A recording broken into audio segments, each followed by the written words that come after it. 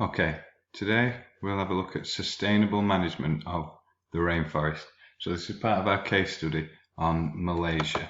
Okay, so we've looked at the causes of deforestation in the rainforest. Remember, deforestation is the removal of trees. So it's things like logging, commercial farming in Malaysia, palm oil plantations, energy production, road building, mining, and population pressure. So those are the reasons people cut the rainforest down. And then we had a look at the impacts of deforestation, positive and negative. So negative impacts, so on the environment, soil erosion, contribution to climate change, and loss of biodiversity. There's also economic negatives, so economic losses, pollution of water in a dry climate that can cause water shortages, loss of income from potential medicines, and there are a number of others. There are some positive impacts of deforestation that we need to make sure we remember. For example, development of land for industry. So it might be development of land for mining. That creates jobs directly, people employed within the mine, but also indirectly as well. So it might create industries that provide materials or provide machinery for the mine. Also, the companies, they have to pay tax to the government, and that can be used for improvements in infrastructure. It could be used to help countries develop further, so improvements in medicine, healthcare, or in education. So today, sustainable rainforest management. Sustainable is a really important term in geography and one that the exam board are very, very keen on. Sustainable or sustainability comes up several times in the specification. So a definition of sustainable is able to be maintained at a certain rate or level. So basically it means using something or developing something but without doing any lasting damage or it running out. So that's an important thing for us to remember. Sustainable rainforest management means using the resources of the rainforest without doing any lasting damage to the forest.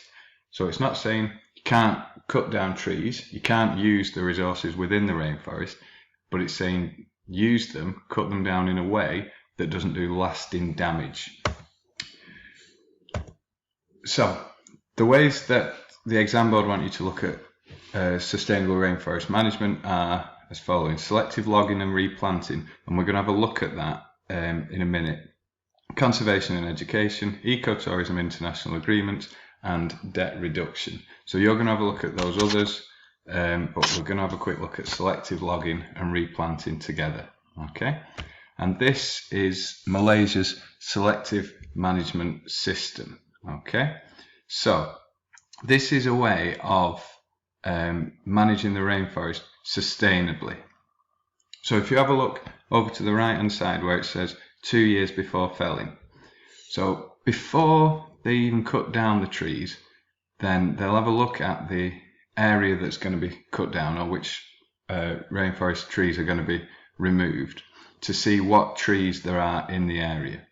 Then a year before they start to do the tree felling, the cutting down of the trees, they mark up the trees that they want to cut down, but they also mark them in a direction to show which way the trees will fall, so that they can protect any of the other trees. So they're not just going in and chopping down a whole area. They're picking certain trees, the ones that are worth money. Then the trees are cut down by licensed tree fellers. So it has to be done by licensed people. It can't just be anybody. And then within a short period of time, 3 to 6 months after the trees have been cut down, they do a survey to see what's been felled. So which trees have been cut down, and any illegal logging, so anything that's been cut down that shouldn't have been cut down, can lead to prosecution. So can lead to people having to go to go to court, or possibly even going into prison.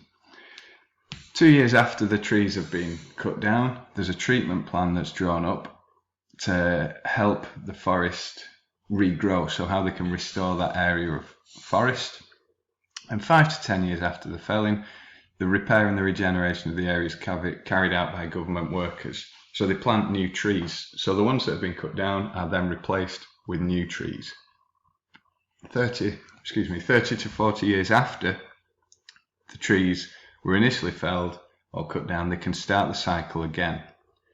So this management system is sustainable because they're using the trees, they're using the resources. So it might be that they're using the wood for furniture, but they're not doing any lasting damage because they're replacing the trees, and then the cycle continues. So they still use the resources, but they're not doing any lasting damage to the environment.